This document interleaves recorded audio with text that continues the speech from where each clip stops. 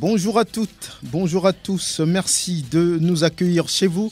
Dingue de sport sur Sport FM, la radio qui mouille le maillot, la 91.9, que vous pouvez recevoir sur le www.sportfmtg.com. 8 mars, journée internationale de la femme. Mère, épouse, sœur ou encore amie sont à l'honneur ce jour. On en parle encore quelques jours avant la double confrontation entre épervier et talon. Les éperviers doivent gagner et espérer. Quel joueur pour cette double confrontation? Quelle mobilisation pour ce match ou bien pour ces matchs à venir? On en parle aussi. Et la manche au retour de cette double confrontation est attendue à Lomé, à Kégué, un match organisé par Sergio Sport. Ce sera le 28 mars 2023. Voilà, ici en studio, nous avons les confrères Rodrigue Aego et puis Chéri Adjoglé. Merci de nous faire confiance. Mise en nom de Théo Ajavon. Je suis Franck Nouyama, bonne arrivée. Chéri Adjoglé, bonjour, bonne arrivée. Bonjour Franck. Bonjour aux auditeurs de la 91.9. Rodrigue Aego, ça fait un bon bout de temps, tout va bien? Ah oui, vraiment, on est là. Bonjour. Bonjour. Très bien. Aujourd'hui, c'est le 8 mars, journée internationale de la femme. Il semble que ce jour-là, les femmes se sont levées pour réclamer plus d'égalité. Voilà, et beaucoup de choses qui leur manquaient, elles ont essayé de réclamer. On va essayer d'écouter tour à tour quelques dames qui officient dans le sport auto. On va prendre tout d'abord Tchakondo Balkissou. Elle est aujourd'hui du côté du ministère des Sports. Elle s'est prononcée sur le 8 mars. Je dirais que, en même temps que c'est une célébration, c'est aussi une fête, parce qu'on fête un aboutissement et puis on fête également la lutte pour que nous continuions pas à lutter afin que demain nous célébrions davantage les droits de la femme dans tous les domaines. Vous avez débattu, vous les dames, autour du thème leadership féminin, le sport pour booster sa santé et son bien-être dans le contexte de la Covid-19. Pourquoi ce thème? Le thème du ministère des Sports et des Loisirs s'inscrit dans un grand nombre de thèmes.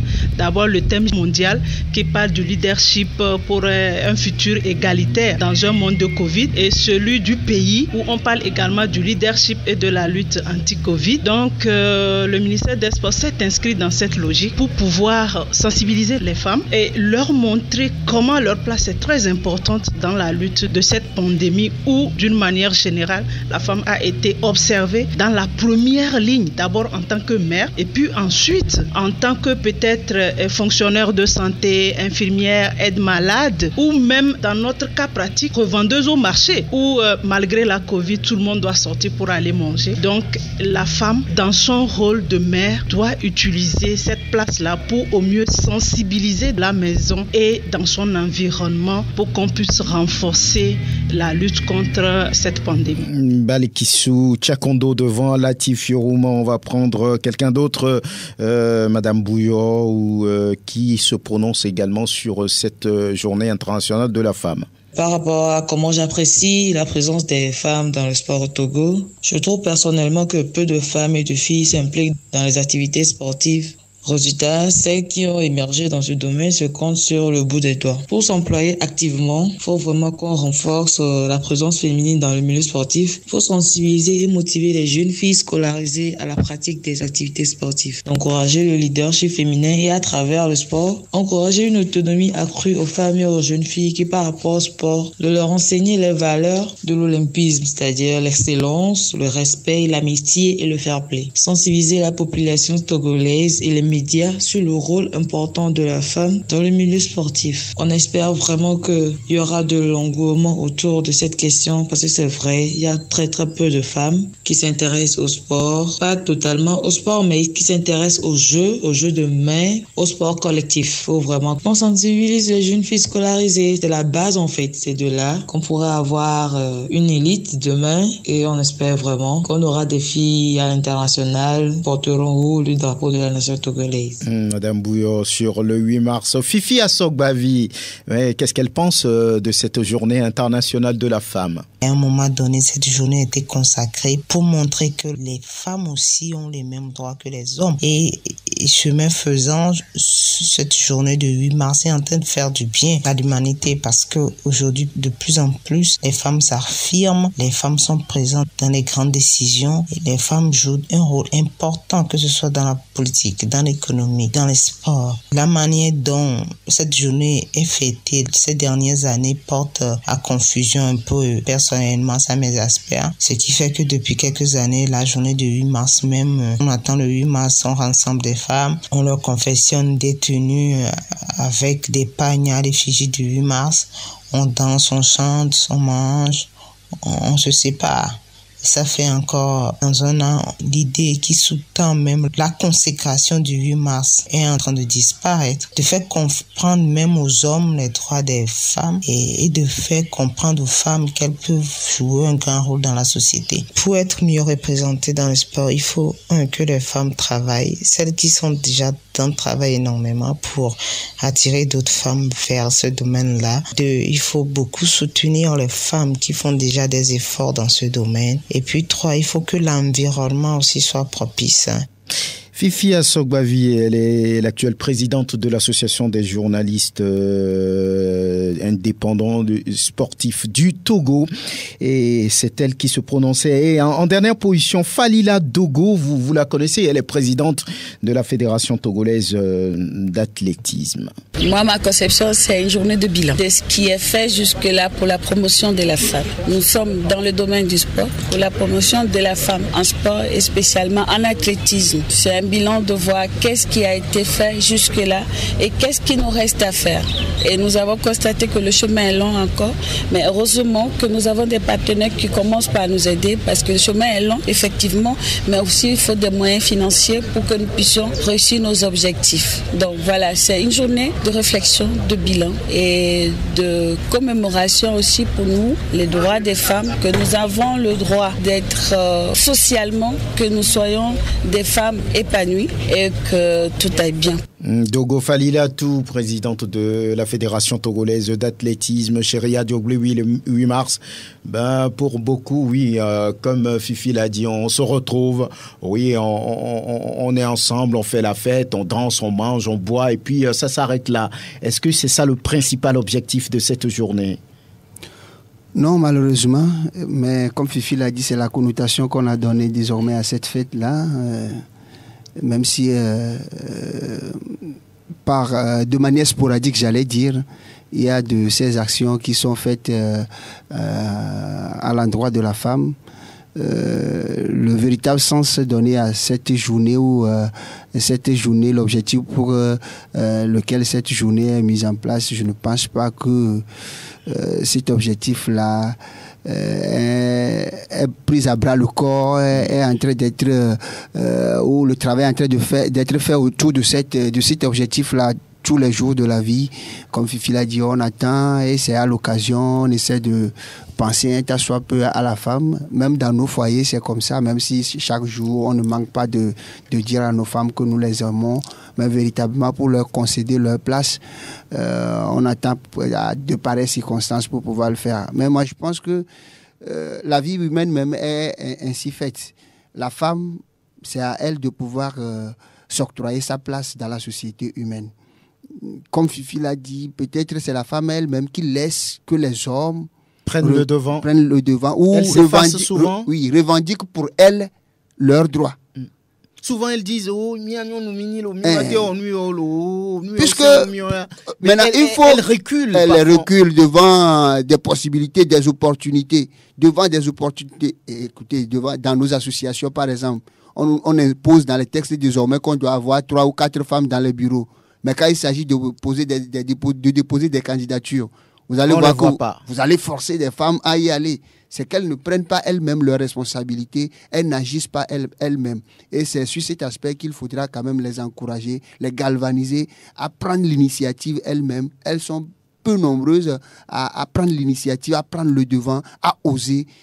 Si la femme va contribuer davantage, elle le fait, on le sait, davantage à notre société, au développement de notre société, il faut que dans leur entièreté, elle puisse commencer par oser, elles puissent commencer par prendre leurs responsabilités, elles puissent commencer par prendre des initiatives. Je pense que ce n'est qu'à ce sens qu'on pourra parler de l'émancipation véritable de la femme. On veut saluer les femmes de la maison ici à Sport FM, Juanita Blavautry, Antoinette Kabouré, Marie-Christelle Pinto. On salue également Pélagie Mekoum, sans oublier Yvette Clousset. Et on va terminer, j'allais dire par la tête même, la DG Gina Lawson. Voilà, quand vous écoutez Dogo Falilatou, la présidente de la Fédération togolaise d'athlétisme, elle dit c'est une journée de réflexion, c'est une journée de bilan. Mais dans le sport ici au Togo, quelle est cette femme-là qui s'impose, qui s'illustre, qui souvent est au devant de la scène, qui prennent des initiatives à vos yeux, Rodrigue? Et elle se trouve au Sénégal actuellement. Ah oui. Ah oui, Nathalie Noamechi. Je salue au passage. C'est vrai que c'est une dame qui incarne le leadership dans toute sa splendeur. Parce qu'aujourd'hui, moi, je pense que le terme leadership de la femme est galvaudé. Est galvaudé avec l'image qu'on présente aujourd'hui de la femme quand vous allez sur les réseaux sociaux, quand vous allez aujourd'hui sur TikTok. Ça m'a amené ce matin à poster sur mes canaux de communication Facebook qu'en réalité, le sel est en train de perdre sa saveur.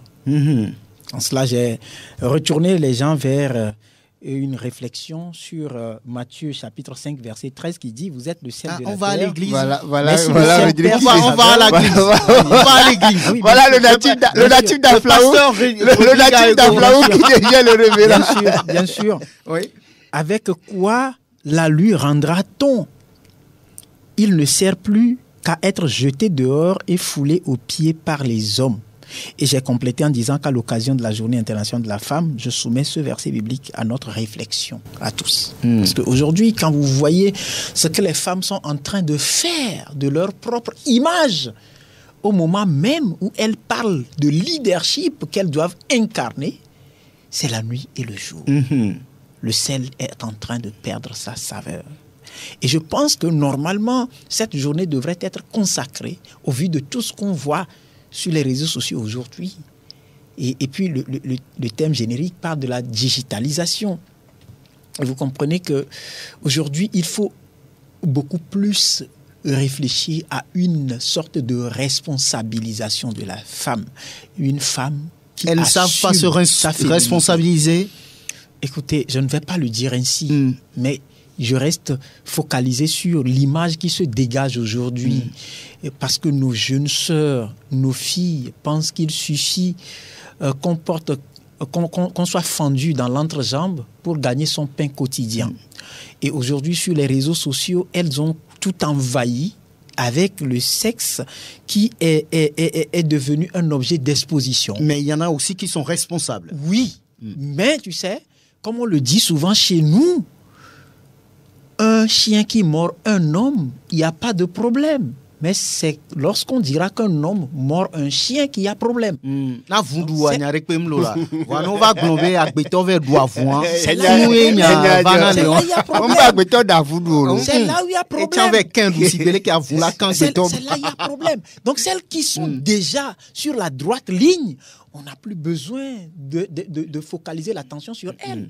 Mais celles qui ne comprennent rien du tout, et qui, je dirais, vide de toute substance le terme leadership de la femme, leadership féminin, on a besoin de tourner le regard vers celle-là, pour les rappeler à l'ordre, leur dire, ce n'est pas ça le leadership. Très bien. Le leadership, ce sont des valeurs qu'il faut incarner. Ce sont des valeurs.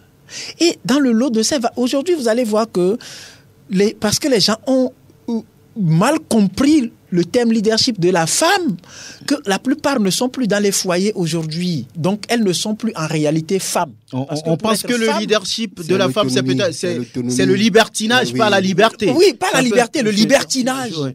Et ça, c'est parce qu'elles ont complètement tout faux. Elles n'en comprennent rien du tout. Et donc, il faut les interpeller. Très bien. Je suis donc d'accord que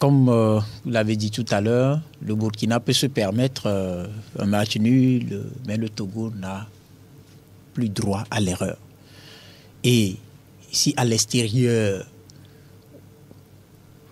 peut-être que les gens pensent que les éperviers n'ont plus de plumes, il faudra qu'à domicile, qu'on leur montre qu'attention, comme on le dit chez nous, que Djokotoku va Tengea Ele. Que les gens aient peur de nous, au moins. Et donc ça, c'est le public qui doit jouer ce rôle. Au niveau de l'équipe, je pense que les entraîneurs sont à pied d'œuvre, ils sont en train de faire leur travail. Les joueurs sont en train également de faire ce qu'il faut pour préparer ce match. Mais on a besoin sérieusement du 12e homme.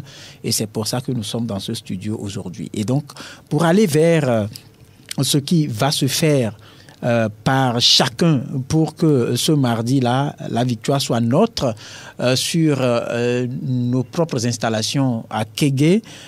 Comme je l'ai dit, chacun doit se dire « ma voix constitue, comment dirais-je, un souffle pour des buts des éperviers ».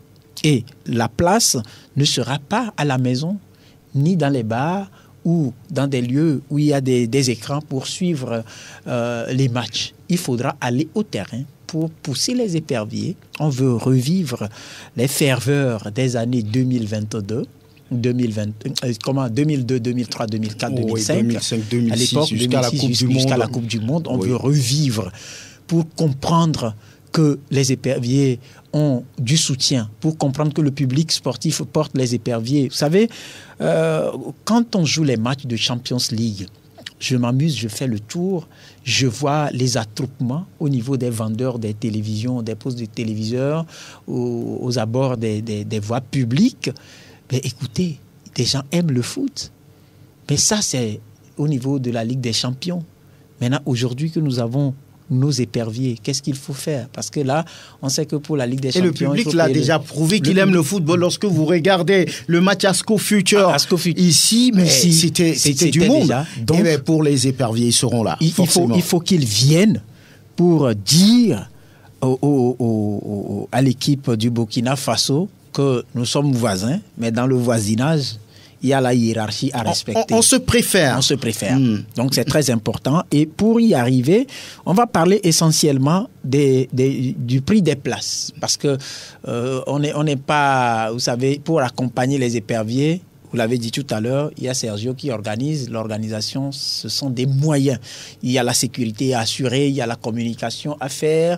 Il y a beaucoup d'autres choses qui permettent quand même la réussite, tout le bon, comment dirais-je, le bon déroulement d'un match de football. Oui. Et donc, pour accompagner ça, nous avons besoin aussi de la contribution de chacun. Et pour cette contribution-là, on a au moins 4 places à vendre au niveau de la tribune officielle, ou juste un petit billet non, au niveau des gradins, un petit billet de 1000 francs pour permettre à chacun déjà de suivre le match, comme on sait le faire.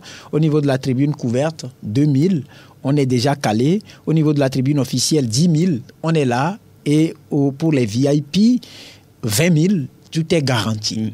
Et donc, vous allez comprendre que les prix sont fixés pour permettre à chacun, quel que soit son rang, quel que soit la force de sa poche, d'être présent pour accompagner les éperviers. Et pour les points de vente, je pense qu'on a des points de vente habituels. Il y en aura certainement à coup sûr ici à Sport FM. Il y en aurait certainement à coup sûr dans la boutique Sergio. Et à la fédération, et le jour de match, c'est-à-dire le 28 mars, là, à Kégué, il y aura des vendeurs ambulants. Jusque-là, ça dépend. On n'est pas dans la logique. Et il faut préciser aussi que le match a lieu à 19h. Le match a lieu à 19h. Oui. Et ça, c'est très important. C'est à 19h parce que déjà... Pourquoi l'heure 19h nous convient? 19h nous convient parce que tout le monde aura fini avec le stress du travail, on va finir le boulot, les gens auront le temps d'aller à la maison, se préparer, etc. pour venir maintenant accompagner les éperviers à cette victoire-là sur le Burkina Faso. Chéri Azoglé, oui, le match est important, ou bien cette double confrontation est importante. Voilà pourquoi on commence vite la communication comme Sergio le fait. On voit déjà des affiches, on voit des photos sur les réseaux sociaux. Oui, c'est comme pour dire trop c'est trop, et qu'il faut à un moment donné sonner la révolte. Notre équipe semble végéter dans les mauvais résultats, et si ça ne va pas, à un moment donné, c'est une équipe de tout un peuple. Il faut que le peuple se lève comme un seul homme et contribue donc, on va dire, à un renouveau de cette équipe-là. Et je pense que c'est ce que Sergio a commencé en appelant tout le monde déjà, en attirant l'attention de tout le monde que le 28, il y a un match crucial pour les éperviers ici, et que tout un chacun de nous a un rôle à jouer, comme Rodrigue le dit. Nous devons sonner la révolte, nous devons amener les joueurs à se transcender, puisque le constat est que depuis un bon bout de temps, il y a des binationaux qui sont appelés et qui ont besoin, entre guillemets, d'être incités d'une manière, dans le sens positif, d'être incités, de se faire vacciner le sens du patriotisme. Ouais. Et donc, on ne peut pas aller les prendre un à un, et ce ne sont pas des injonctions qu'on va leur faire, mais c'est de par nos comportements, en allant au terrain, à leur insufflant le courage, à les applaudissant, à les encourageant, même s'ils font mal. Je pense que c'est en faisant cela que ces jeunes-là peuvent se transcender, si on peut le dire ici, et essayer de nous décrocher cette victoire-là. Vous avez parlé de cette double confrontation qui est tellement importante. On dit le Burkina peut se permettre de lâcher peut-être des points dans cette double confrontation. Moi, je dis, on peut à la rigueur faire un match nul à Marrakech, et à Lomé, on doit gagner ici. Parce que c'est encore possible la qualification pour la CAN 2023 en Côte d'Ivoire. C'est encore possible. Parce que si on fait bien les calculs, on a 4 points, et derrière, si on gagne 2 matchs, on a encore la possibilité même de glaner la première place dans ce groupe. Sinon, chercher la deuxième place derrière le Burkina Faso, c'est encore possible. Mais nous sommes face à un constat que l'équipe que nous avons ne pourra pas faire ça seule. Il faut l'accompagnement du public sportif. Il faut que nous fassions quelque chose. Et comme vous l'avez dit, Sergio s'est levé tôt pour jouer le rôle du gongonneur, le rôle de celui-là qui tire la sonnette d'alarme pour essayer de rappeler à tout le monde que le 28, il y a réunion. Et cette réunion-là, c'est au stade de Kégué. Oui, le fait de faire la communication, de commencer tôt, est-ce que ça peut déjà, on va dire, rassurer un public quelque part déçu sur les derniers résultats de la sélection nationale? Oui, effectivement, puisque ça va permettre de donner des réponses à des questions, de rassurer, de donner des informations qui vont permettre à chacun de comprendre qu'en réalité, si nous en sommes là, c'est parce que nous avons laissé l'équipe orpheline. C'est parce que nous aussi, nous ne jouons pas efficacement notre rôle de 12e homme. Et donc, je pense que c'est très, très important de se lever tôt et de mobiliser tous les sportifs autour des éperviers pour que chacun puisse jouer efficacement son rôle. Une chose, c'est d'avoir une équipe. Une seconde chose, c'est d'avoir un staff, mais l'autre chose, c'est de pousser l'équipe et le staff à faire du résultat. Et c'est ce qu'il faut faire. Donc, pour le faire, on ne va pas attendre à 2 jours du match pour dire non. Mais il faut, aujourd'hui, on a compris qu'il faut sensibiliser, qu'il faut appeler les uns et les autres à comprendre que ça, c'est la chose nationale. On parle de l'équipe nationale. Une équipe qui m'appartient, qui appartient à tous les Togolais. Et donc, si l'équipe nous appartient et qu'on arrive à comprendre que quelque part, ça manque de soutien, il faut que nous tous, nous constituions un soutien pour booster l'énergie des uns et des autres et amener l'équipe à faire des résultats. C'est très important. Donc, se lever tôt, je pense que cette fois-ci, il le faut. Il le faut. Alors, on parle de la professionnalisation de notre football très prochainement. Ça aussi, ça fait partie. Comment être supporter et non spectateur. le Real n'est pas seulement le Real par les joueurs. À chaque fois, Bernabéu est rempli. À chaque fois, le Nou Camp est rempli. Liverpool, même les joueurs, les journalistes témoignent que quand tu y vas, c'est un enfer. C'est pas parce que les gens y mettent du feu. Non. C'est les hommes qui se mettent ensemble et qui chantent. Oui, et qui chantent et qui te donnent de la chair de poule quand tu es joueur. Et tu te dis, tu peux mourir pour ces gens-là parce que tu les vois nombreux, tu les vois avides de résultats. Et donc, c'est ce qu'on a compris.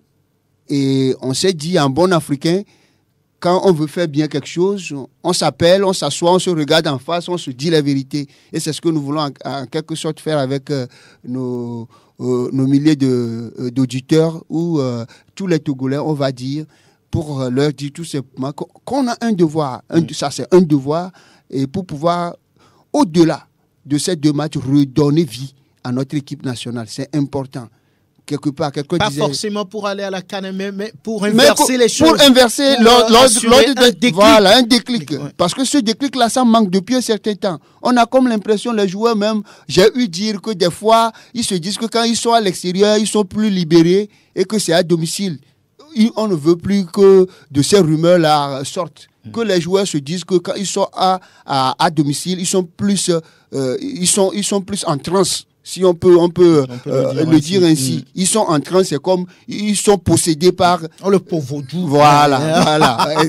Ils sont possédés par un esprit qui les amène à se transcender et à soulever les montagnes, à jouer au-delà même de leurs possibilités, de leur capacité. Donc c'est le message derrière cette communication là, c'est cette envie là que nous voulons donner au public sportif togolais, de se réveiller comme un seul homme pour changer le cours des choses, comme vous l'avez dit, pour amener une nouvelle dynamique à cette équipe-là. On en a besoin parce que la manière dont ça va avec notre équipe nationale, ça écœure. Mais le Togolais aime le football. Vous l'avez dit tout à l'heure. J'étais ébahi la dernière fois quand j'étais au terrain lors de cette confrontation entre ASCO et Future d'Égypte. J'étais ébahi. Je dis, malgré cette situation-là, le Togolais est encore là, présent, comme cela. Et je me dis tout simplement que si c'est un représentant, un club qui a autant fait sortir les Togolais, c'est que le Togolais aime le football. Ouais. Et donc, quand il s'agit de son équipe nationale, et quand il s'agit ici d'un appel précieux, d'un appel, on va dire, qui semble être un devoir que le peuple est en train de se confier, je vais dire, le peuple est en train de se confier, il est de bon temps que tout le monde soit là, il est de bon temps qu'on fasse ce déplacement-là, il est de bon temps qu'on aille vivre ça de ses propres yeux, si vous permettez la redondance, pour permettre à ce que l'on puisse, d'une manière ou d'une autre, contribuer à faire ce déclic-là dont nous parlons, si j'ose le dire ainsi. Au Sénégal, on parle du 12e Gandé, le 12e lion. Et ici, on va parler du 12e épervier. Il faut sortir massivement. Oui, vous voulez, oui. Parce que quand on se lève tôt, c'est aussi pour permettre aux gens, vous savez qu'aujourd'hui, rien n'est plus, la vie, ce n'est plus trop facile. Ouais, bien sûr. C'est pour également permettre aux gens de s'apprêter. Si on met 100 francs par jour à côté, je pense il reste 20 jours. Il reste 20 jours. On aura ça fait 2000, oui, ou bien 1000 francs et 1000 francs pour le transport. Pour le transport. Donc c'est très important. C'est pour ça qu'il faut qu'on se lève tôt. On se lève tôt parce qu'on respecte également ce public-là qui répond à chacun de nos appels. Maintenant, il faut l'aider à s'apprêter, à se mettre en condition, à avoir le temps de faire la paix avec lui-même et aussi, je dirais, se remettre en contact avec l'équipe nationale pour que le jour-là, qu'on soit comme un seul homme face au Burkina Faso, que ce ne soit plus Diène Dakonam et ses coéquipiers sur le terrain. Eux, ils seront là, 11. Mais il faudra quand même qu'au retour, que le Burkinabé puisse aller dire chez lui au pays que nous sommes venus rencontrer des éperviers et non une sélection nationale d'éperviers. Sol ici Reddy, voilà. Vous êtes 11 sur le terrain, mais des millions d'âmes qui vous accompagnent. Vous accompagnent. Alors, pour ce match-là, on dit que le Togo n'a plus droit à l'erreur. Alors, comment faire pour gagner? Il appartient à l'entraîneur de faire des choix forts. Et comment gagner un tel match ou bien ces deux matchs-là? Comment gagner? L'une des manières, c'est ce que nous venons de dire. Le public doit être là parce que, quelque part, quand ça va tâtonner au niveau du staff technique, c'est là que je dis que le staff technique doit aussi faire de cette double confrontation un défi. Un défi dans ce sens où on doit être capable de bien lire l'adversaire, le schéma de l'adversaire et de trouver du répondant, on va dire. Et donc ça passe d'abord par la liste qui va sortir, je pense que c'est le jeudi prochain, la semaine prochaine, que cette liste-là va sortir. Cela veut dire que le staff technique aussi a le temps. Depuis, je pense bien qu'on va encore mûrir ceux-là, les noms qu'on a déjà mis sur les petits papiers pour essayer d'effectuer cette liste-là. On va encore revoir entre ces noms-là qui ramener, qui sortir pour que ce soit véritablement un groupe capable de se substituer et de colmater, on va dire, les manquements des uns et des autres. Et sur le terrain, il va falloir que les joueurs également se donnent comme mission pour cette confrontation d'avoir ne serait-ce que 4 points. Moi, c'est ça. Souvent, ils nous ont dit qu'ils parlent entre eux, ils se disent des choses, ils doivent encore se dire des choses et se donner un objectif. Et ce match-là, sur le papier, le Burkina pas favori. Mais on a souvent dit, on l'a souvent tambouriné, ce ne sont pas toujours les plus forts, les grandes nations qui gagnent.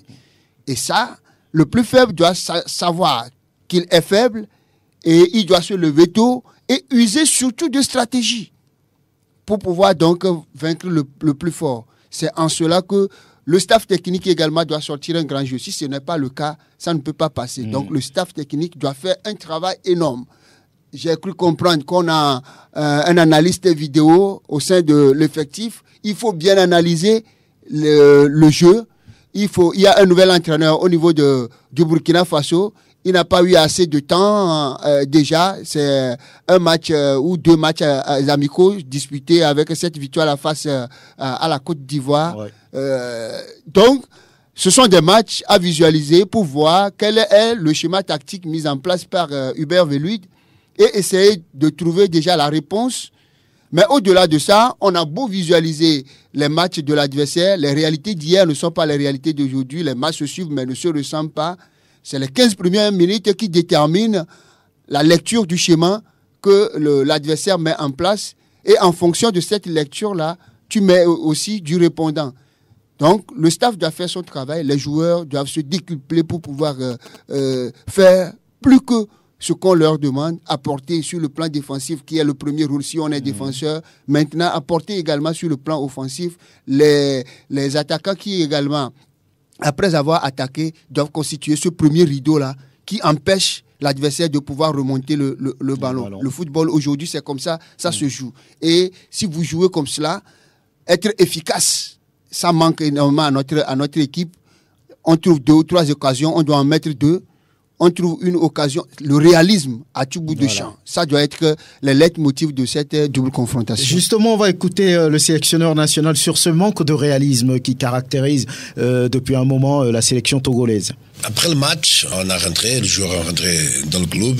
J'ai parlé avec certains joueurs, mais après cette période que les joueurs sont rentrés au club, on a fait un match amical en France contre la Côte d'Ivoire et on a parlé. C'est vrai que tout le monde n'est pas là. Pratiquement 5 titulaires ne sont pas là, comme Jen. On a joué, je me rappelle, contre la Côte d'Ivoire, on a joué avec 4 joueurs titulaires seulement d'habitude. C'est David Enen, c'est Romao, c'est Boateng et un autre. et là-bas. Donc le reste, c'est une équipe neuve que j'ai fait des essais et on a parlé. On a parlé, mais essentiellement, avoir tout le groupe ensemble, on va voir dans un mois. Et c'est cette conversation qu'on va parler encore une fois, mais de 22 joueurs qui pratiquement sont présents dans cette match de Cap-Vert et discuter encore sans massacrer beaucoup le négativisme qui s'y a passé sur cette match parce qu'il n'a pas meilleur justificatif que l'entrevue que le capitaine Duarte a donné à la fin du match. C'est une équipe qui est irreconnaissable dans tous les aspects. Parfois tu joues mal mais tu es là, parfois tu joues mal mais tu te battes, parfois tu ne te battes pas mais tu cries dans occasions. Et je profite pour voir sans rien jouer, on a créé 3 situations de tête. On a raté 3 buts à 2 mètres de but adversaire. Jen, Plaka et là-bas. Donc sans rien jouer. Ça veut dire que si l'équipe est là, si l'équipe normalement faire un match, une journée habituelle comme on fait tous les matchs qu'on a fait, normalement on doit gagner 7 matchs avec plus ou moins de difficultés. Mais c'est comme ça. Parfois, les joueurs même ne sont pas capables de te donner justificatifs concrets. Voilà, à l'instant, Paulo Duarte qui parlait du manque de réalisme de la part de ses joueurs. Ce ne sera plus ça, les 24 et les 28 prochains. Il va falloir être efficace à tous les niveaux. Mais savoir jouer ne gagne pas un match. Il faut avoir l'esprit de gagne. C'est très important. Et ce travail-là, je pense qu'il a fait un travail qui nous incombe à nous. C'est à nous de constater que ça a manqué de réalisme. C'est à lui de corriger. Et donc, il doit pouvoir se mettre à l'œuvre pour rapidement corriger. Parce que on n'a pas droit à l'erreur. Comme je l'ai dit, chacun doit jouer son rôle. Nous serons là, comme Togolais, pour pousser notre équipe. Et l'entraîneur et son staff doivent faire le travail qui est le leur pour préparer l'équipe à gagner. Parce qu'il faut la conjugaison des efforts. Si l'équipe est prête, nous, on pousse, la victoire est là. Donc, ça va se jouer à ces 3 niveaux-là. Le public, le staff, l'équipe, et puis le résultat, la victoire incontestable. Si chacun joue bien son rôle, ben, on doit pouvoir relever ce grand défi-là. C'est un défi pour chacun. Et nous, à notre niveau, on se dit comment faire pour mobiliser l'équipe, mobiliser plutôt le public sportif, pour que ce public puisse jouer efficacement son rôle. Vous vous souvenez des années 2002-2003, lorsqu'on se retrouve à Kégué, les sélections qui arrivent savent qu'ils vont repartir. Il n'y aura pas d'issue favorable pour eux. Il n'y aura pas d'issue favorable. Ouais. Et donc, vous voyez comment ça gazouille dans les tribunes. Déjà, et là-dessus, je ne te coupe pas, on n'avait pas une équipe aussi pimpante que ça. Non. On avait des joueurs qui jouaient en 2e division. Oui, il y avait Adebayor en ce temps-là qui était soit Monaco, Arsenal et consorts. Derrière, oui, Olufade qui a été à Lille et consorts. Mais derrière, les autres, c'est même le capitaine Abalo était ami en ce temps-là en 2e division.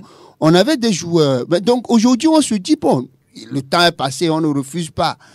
On se dit, on a des joueurs qui ne jouent pas dans de grands championnats. Mais ça joue au football aussi là-bas. Il faut retrouver la confiance. La confiance, il y a une certaine confiance qui manque à ce groupe. Qui manque à ce groupe. Donc, c'est avec la confiance. Écoutez, vous voyez la Gambie aujourd'hui. La Gambie, qui est en finale au niveau des U20. Au niveau des U20. Contre et d'ailleurs, la dernière fois contre le Nigeria, c'est tactiquement, on a empêché tout simplement le Nigeria de réaliser son football. On sait qu'on n'est pas fort, mais on a fait une belle occupation au terrain. On a trouvé une occasion et on a été tueur tout simplement, réaliste, et puis c'est fini. Un match de football, c'est ça. C'est pas que je sais bien jouer. Non. On a beau savoir jouer derrière, sinon le Real ou les Barcelone gagneraient toutes les équipes. Et là, Tudor le disait la dernière fois que le PSG avec son équipe devrait quand même marcher sur tout le monde. Tout le monde. Mais c'est pas toujours le cas. mettez Rennes devant le PSG, le PSG va commencer par traîner parce que en place, il y a un certain Genesio qui met en place un système de jeu qui contrecarre carrément le plan de jeu des Parisiens. Et c'est ce qu'on veut pour notre formation le 24 et le 28 prochain. On va encore écouter Paulo Duarte sur un autre aspect. Essentiellement, il faut le dire, pas contourner à gauche et à droite. Des matchs comme on doit faire le maximum de points avec une équipe nationale qui est toujours en place, toujours dans le ranking meilleur d'Afrique, 7e, 8e, entre 10 premières, si vous préférez. Mais surtout une équipe confiante, une équipe rapide, une équipe de jeunesse. À part ça, un Togo qui a mal débuté cette qualification pour la CAN, et un Togo qui est avec beaucoup d'anxiété de jouer le plus vite possible pour avoir la deuxième chance de corriger un début de qualification qui s'est pas au niveau qu'on veut, il y a un début de qualification qui nous a trahis parce qu'on vient de 6 matchs consécutifs sans perdre, quand exactement c'est le 7e match qu'on doit gagner, il faut le dire, on doit gagner. Aujourd'hui, nous sommes derniers, c'est pas à cause des autres, c'est à cause de nous-mêmes, c'est nous qui a fait notre même chemin, notre même héros. Et rien meilleur qui trouver encore la possibilité de corriger cette confrontation avec Burkina, avec la maxime force, avec la maxime volonté d'inverser cette situation. Inverser cette situation, dit Paulo Duarte. En 1 minute, il dit on a besoin de prendre le maximum de points sur ces 2 matchs. Ah oui, il doit pouvoir préparer ça. Maintenant, au niveau des... Moi, je voudrais m'intéresser individuellement à chacun des joueurs. En venant en sélection, en venant pour ce match, il faut qu'ils se disent que nous venons pour œuvrer à la victoire. Et ils doivent se donner à fond. On n'a pas besoin de joueurs spectateurs. On n'a pas besoin de joueurs mannequins sur le terrain. Mais on a besoin de ceux qui doivent mouiller le maillot. Des joueurs de devoir. Des joueurs de devoir. Vous vous souvenez de Bragada à l'époque? Très bien. Ah oui, quand ça résonne, ça danse partout. Oui, chérie. Ouais, le maximum de points pour moi, c'est c'est avoir les 6 points. Les 6 points, c'est le maximum. Mais moi, je me dis, 4 points déjà, c'est bon. C'est pas mal. Comme on l'a dit bientôt, il s'agit de se relancer. Très bien. De renouer avec l'aspect positif. De donner confiance au public, retrouver de la confiance. Se donner confiance. Et donc déjà, si on arrive déjà à faire un match nul du côté du Maroc, ça va galvaniser la troupe pour pouvoir chercher cette victoire à domicile. Donc, pour moi, et ça n'engage que moi, c'est 4 points que j'envisage. Très bien. Merci, chérie. Merci, Rodriguez. Et Théo Ajavon. À bientôt.